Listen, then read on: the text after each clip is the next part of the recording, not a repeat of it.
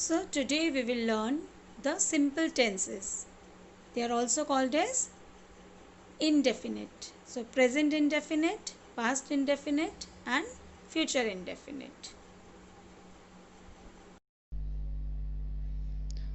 So let's begin with simple present tense. Let's see the uses of simple present tense. So simple present tense is used to describe an action that occurs on a regular basis and to state universal truths. Let's see one by one. So simple present tense is used for facts like the president lives in the Rashtrapati Bhavan, a spider has 8 legs. Then for habits like Martha brushes her teeth 3 times a day. I get up at 8 a.m. on Sundays. So these are the habits. Then for things that are generally true like the sun rises in the east, trees shed their leaves in winter. Then for repeated or regular actions like I go to school by bus, the train leaves by 10 a.m. Now let us see the structure of the sentences which are used in simple present tense. So first let us see the affirmative sentences. So here we use subject first. Subject, it can be any noun or pronouns like I, you, we, he, she, it, they, etc. Then we use base form of verb, that is first form of verb, and then rest of the predicate part. You all know that sentence comprises of a subject and predicate. So here let's see the example. I like to play chess. A mother loves her children. He plays football every Sunday. So here when it was first person, that is I. So when it is first person like I or second person you, we use the base form of verb. But if it is singular third person, a singular noun or pronoun, then we use S or ES form of the verb. Like a mother. Mother is a singular noun, so we used loves, S form. He plays. So he is singular pronoun, we used S form of verb. Now let's see the negative sentences. What is its structure? So first we use subject, then the auxiliary verb do or does, then not, and then base form of verb. Now, for example, penguins do not fly. I do not like to play football. He does not play football. So here, as the subject was plural in first case, like penguins, we used do. So with plurals, we use do auxiliary verb, and with singulars, we use does. Same way, first person also, we use do, first and second. So if the subject is a singular noun, we use auxiliary verb does, and with the subject like I, we and you, that is first and second person, and a plural noun, we use do. Now let's see the structure of interrogative sentences. So here in interrogative sentences, we use the auxiliary verb first, do or does, then subject, and then base form of verb. For example, do you speak French? Does he play football? Do you need any help? So here also with singular nouns, we use does, and with plurals, we use do. Let's come to the simple past tense.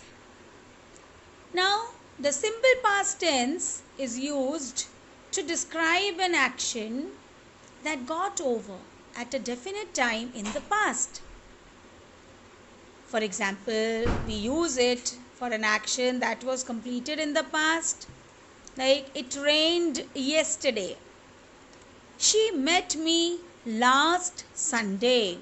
Here the action is already completed in the past. To indicate past habits or past state, for example, I studied French when I was a kid. She was a doctor. So here these examples show the past habits or the past state. Now, she was a doctor in the past. Next, used to show duration in the past. So sometimes we use it to show the duration, like she studied French for 2 years. Next, to indicate an action that was completed at a specific time in the past. For example, she stayed at the beach when I was visiting the seaside. Now see the structure. We use subject first, then past form of verb, and then rest of the sentence. For example, I saw a film yesterday. She arrived on time. They went to the beach. Let's see the structure of negative sentences. Now here we use subject first, then did, the past form of do, then comes not, and then main verb. For example, I did not see the film. He did not eat breakfast.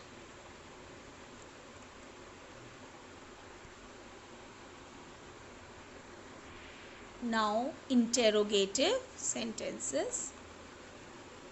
Now, there are two kinds of interrogative sentences. For the first case, when it is used for yes-no questions, there we use auxiliary verb, did, then subject, and then main verb. For example, did the cab arrive on time? Did Rahul go to Mumbai? Was she upset with Shruti? Now see the second case, when the question begins with WH, or we can say what, when, how, who. Then we use the question word, then auxiliary verb, that is did, then subject, and then main verb. For example, when did the cab arrive? Why did you lie? Where did you go? Now, simple future tense. Now, simple future tense is used to describe an action that will happen in the future, immediate or on the spot decisions, intentions, promises, predictions without evidence. So, it is used to talk about the actions that are not planned.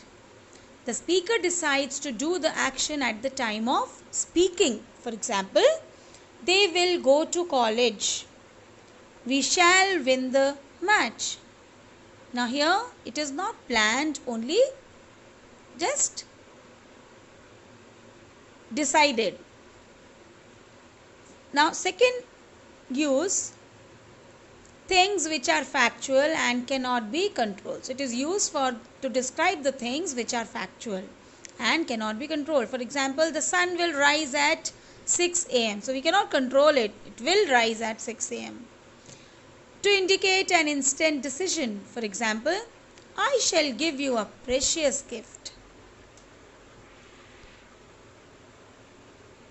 Now let us see the structure of affirmative sentences first. So here first we use subject, then shall or will, then base form of verb. Now subject if subject is first person like I, we, then we will use shall, and if it is third person then we'll use, and second also, second and third person will use will.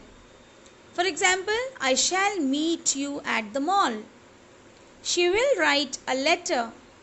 They will help us clear the road. Now see here, I was the first person, so we used shall. Same way in the second example, she, which is the third person, we used will. Next, we'll see the structure of negative sentences. Now, the structure of negative sentences, first we use subject, then again will or shall, then not, and then base form of verb. For example, he will not arrive on time. They will not go to the beach tomorrow. She will not attend the school tomorrow. Now, interrogative sentences. So, how we form interrogative sentences in the future, simple future tense. So, again, interrogative sentences are of two kinds. I already told you. So, when it is yes, no question, then we use will, shall, subject and base form of verb. And examples are, will you meet me at the mall? Will she wait for us? And the second case, when it starts with question words, that is WH questions, we use the question word first, then will or shall, then subject, and then base form of verb. For example, when will you learn to drive? When will you cook for dinner? So, I hope you might have understood the tenses. Now, in the next video, I'll bring you the continuous tenses.